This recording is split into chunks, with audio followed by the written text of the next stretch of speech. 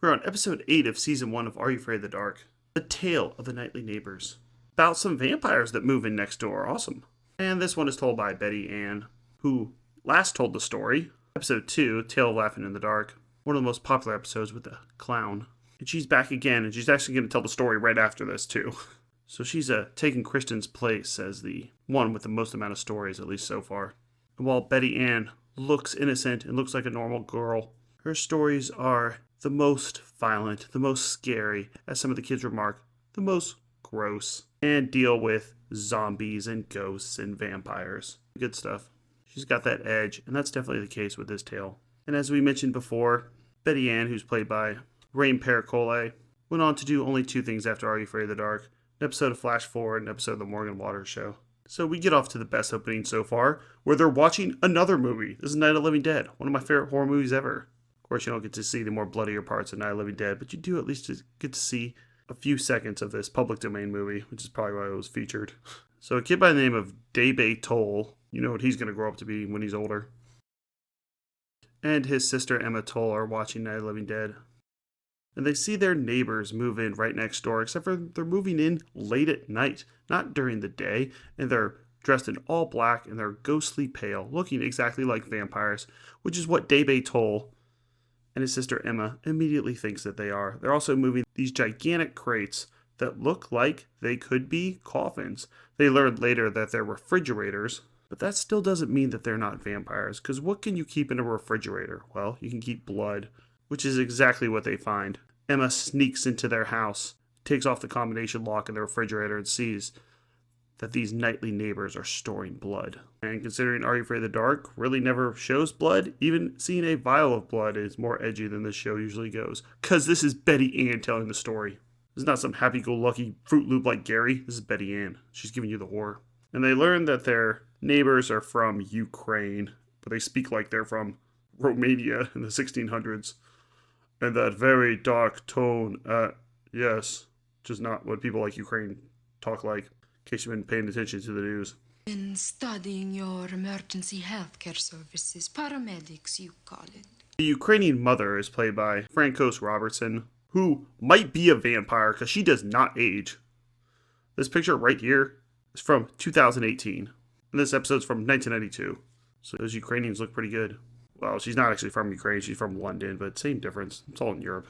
And Frankos Robertson is still acting today, starring in 5 episodes of Supergirl, Riverdale, and Further Tales of the City. They say about acting, looking is half the battle. Does this family actually look like an undead vampire couple? And they do.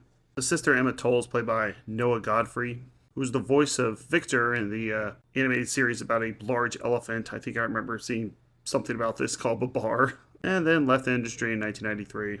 Last appearing in Tales from the Crypt Keeper, which I might keep in mind to maybe review at a later date, but I've actually never seen that series. It's a kid's version of Tales from the Crypt, so we might be seeing her again. Now, the kids are actually smart. Dabe tells his sister that vampires can only come inside someone's house if they're invited in. So, if the neighbors ever come over, they just don't invite them into the house, and they should be fine. And we see this get tested for the first time when they appear at the house asking to come in, and the kid Dabe says no, but of course his mother lets him in. And while Emma is searching in their house, she finds these refrigerators with blood, but she is reminded by the couple during the day, which they thought they couldn't go out during the day, that they're actually just keeping the blood for the local hospital. They're doing a good deed. And so we almost think that we're going to get a false ending. This was all for nothing, which honestly is where I thought this episode was going. There's no good clues that they're vampires. They're not afraid of garlic. They go out in the daytime. Emma tries to hold a cross up to them. It does nothing. So I thought we were going to get a lame ending where they go, oh, it was all for nothing. We're sorry. Do I hate those? But luckily, Are You Afraid of the Dark doesn't give us that. In fact, it does a good twist that actually makes sense. After convincing Dabe and his sister Emma they're not vampires, they go back to their lair, and we see them open up a coffin with their son inside of it. And they call him Master. You see, their son was the vampire the entire time. The couple from Ukraine is actually not vampires. They're just serving the Master. And they have convinced their neighbors to let their son come play with them and play video games. And that's where the episode ends. It's the first one to end on a really dark tone. It looks like these vampires, well, the one vampire, the little kid, is going to be invited into his neighbor's house to play video games, quote, and really is going to suck their blood. They also do a quick scene earlier on where people around town are getting sick and have bandages around their necks, making them think this might be the vampires as well. And I'm so glad they didn't cop out and just say, oh, it was all a dream, or oh, they're not really vampires, they're actually really nice people, and we should all be accepting of people from other countries. No, they were vampires the entire time. These kids were onto something. Always be suspicious of your neighbors, especially if they come from Eastern Bloc countries. That's what I got from this anyways. That's a joke. So I think this episode is quite good. It's definitely scarier than the other ones. You get to see a little blood, well, blood and vials. Just like Tale of the Dark Music, which we're going to see in a few episodes, it ends on the kids actually getting screwed over. It looks like they're actually going to get caught up by these vampires. It doesn't always have to have a happy ending, which I think is really great. And I haven't seen this before, where people think that a couple is vampires, but really they're just serving a vampire themselves and feeding him things. It makes complete sense. I like it quite a bit. Let's look at some fun facts.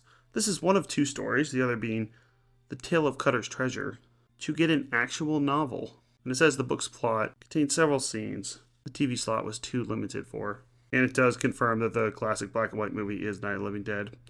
I thought I got that one correct.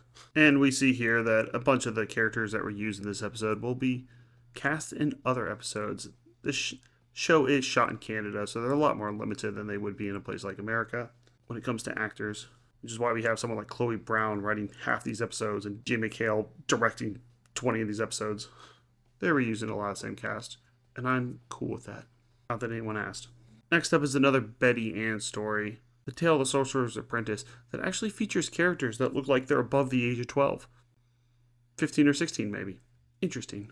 We'll be covering that one in a few days, and check out our playlist for all episodes of Are You Afraid of the Dark? We're covering every single episode. Monsters, Fear Itself, Black Mirror, Tales from the Dark Side, Mystery Science Theater 3000, Pet Shop of Horrors, and Cowboy Bebop. Thanks a lot.